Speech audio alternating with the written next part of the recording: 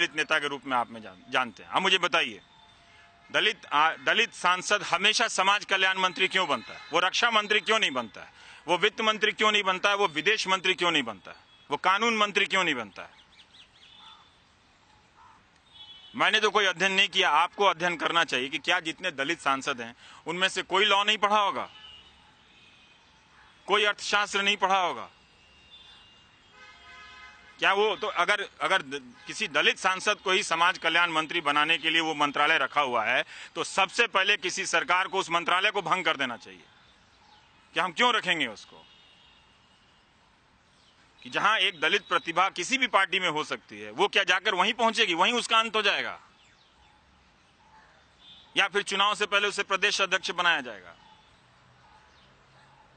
जब चुनाव 6 महीना रह जाते हैं, 1 महीना रह जाते हैं, तब लोगों को याद आती है कि आप उसको बना रहे हैं। तो सीधा बात है कि आप उसका ये जात पात का जो एक्सचेंज प्रोग्राम चल रहा है ना, कि हमारे जात पात और आपका जात पात दे दो यार, कुछ मिल के हम वोट बैंक बन जाते हैं, कुछ मिल के तुम वोट बैंक बन जाओ, कितने लोगों को उन बातों को प्रसारित करने के लिए किया जा रहा है। नेतृत्व के स्तर पर आने की बात तो दूर, उनकी रोजमर्रा की मुश्किलें तक दूर नहीं हो रही है।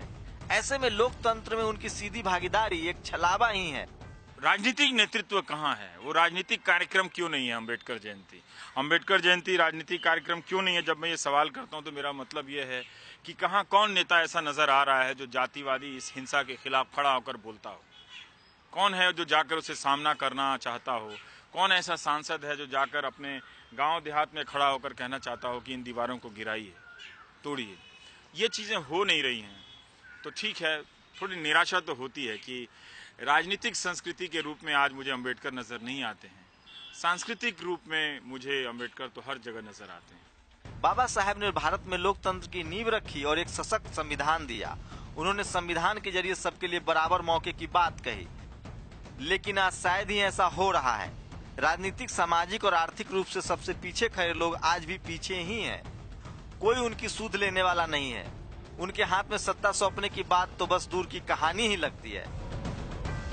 14 अप्रैल को बाबा साहब की 125वीं जयंती है। इसके मौके पर आप देखेंगे तो हर राजनीतिक दल ने जगह जगह बैनर पोस्टर लगाए हैं, अपने अपने बड़े बड़े होर्डिंग्स लगाए हैं। लेकिन ऐसे में सवाल उठता है कि वो कौन सा दल है जो बाबा साहब के विचारों को आगे बढ़ा रहा है? क्या किसी पार्टी में इतनी हिम्मत है कि वो बाबा साहब के जो विचार थे, जो उनकी सोच थी, जिस समाज की वो भलाई की बात करे तो उस समाज के लिए वो काम करे?